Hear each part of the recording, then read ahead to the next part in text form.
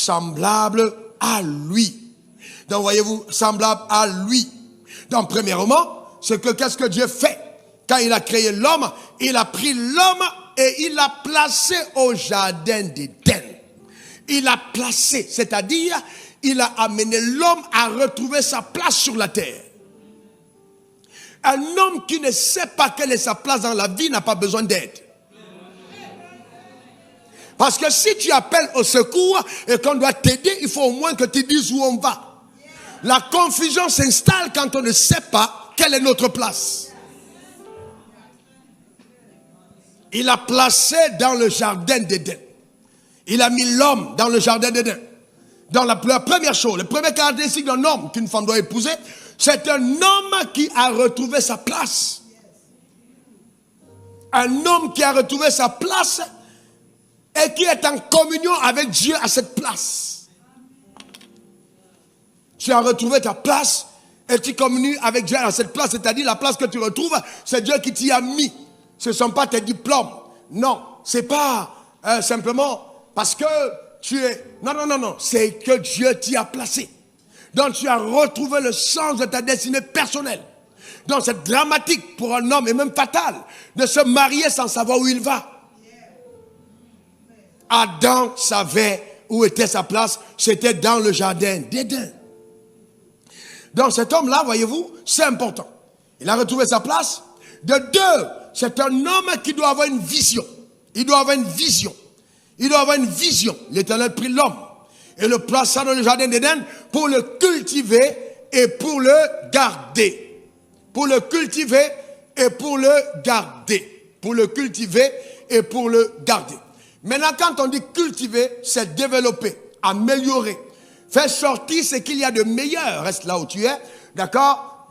Le cultivateur, quand il va, voyez-vous, dans le champ avec ses plants, il sait, quand il prend un avocat, la première des choses qui l'intéresse en tant que cultivateur, ce n'est pas seulement manger sa chair.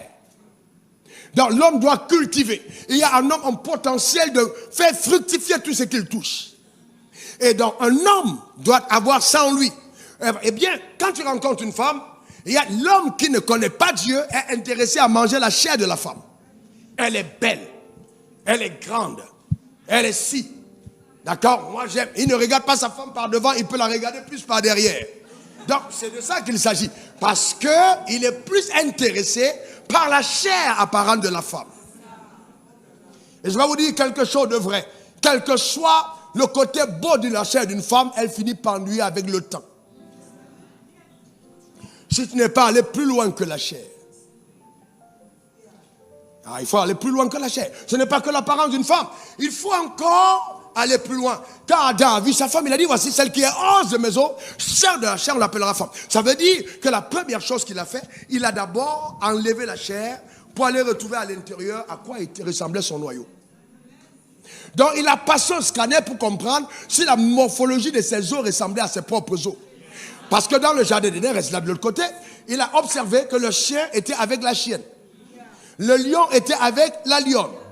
Le singe était avec la guenon. La girafe était avec... Très bien. Je testais votre vocabulaire. Est-ce que quelqu'un comprend de quoi je parle? Donc il s'est rendu compte qu'il y avait une similitude pour l'assemblage. Il y avait quelque part une ressemblance. Donc il est allé regarder dans les os pour voir à l'intérieur à quoi il ressemble.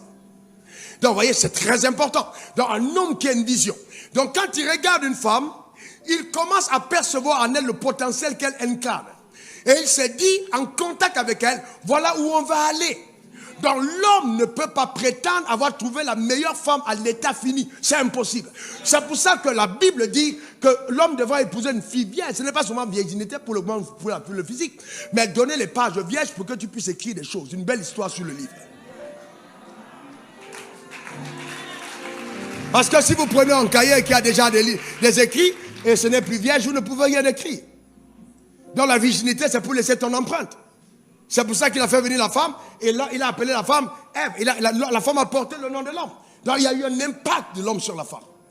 Et vous ne pouvez pas demander à une femme de vous accorder sa soumission tant que votre influence dans son âme et dans sa vie n'a pas été visible. C'est une évidence. Frère, c'est une évidence. Vous allez la torturer, le pasteur va la mettre sous discipline. Et c'est pour ça que beaucoup dans nos églises, la majorité de nos femmes sont malheureuses, frère. Mais nous avons décidé de les rendre heureuses. Il faut faire que ta femme rie. Est-ce que quelqu'un comprend de quoi je parle? Rire n'est pas un péché. Dieu a fait toutes choses afin que nous en jouissons. Il faut faire rire ta femme. Rends-la heureuse, mon frère. Comble-la. Tout n'est pas que verset biblique. La Bible a dit dans Jérémie 15, verset 5. La Bible a dit dans Jean 10, 10. Il faut arrêter la Bible un moment et commencer à vivre toi-même selon la vie de Dieu dans ta maison. Cultiver, c'est-à-dire développer. D'accord? Amener cette personne à aller à un autre niveau. Je vous prends un exemple pratique. Je suis votre pasteur, je ne viens pas de la lune. Donc je vous parle en fait. Et je prends.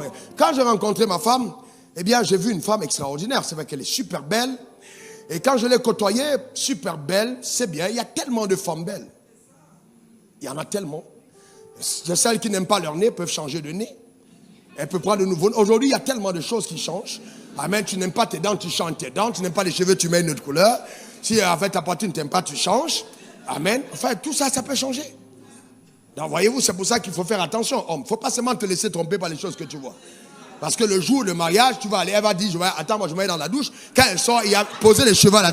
Les cheveux sont posés aux toilettes. Le dentier est dans le verre. Et puis elle dit, chérie, me voici. Alors là, ça peut être dangereux.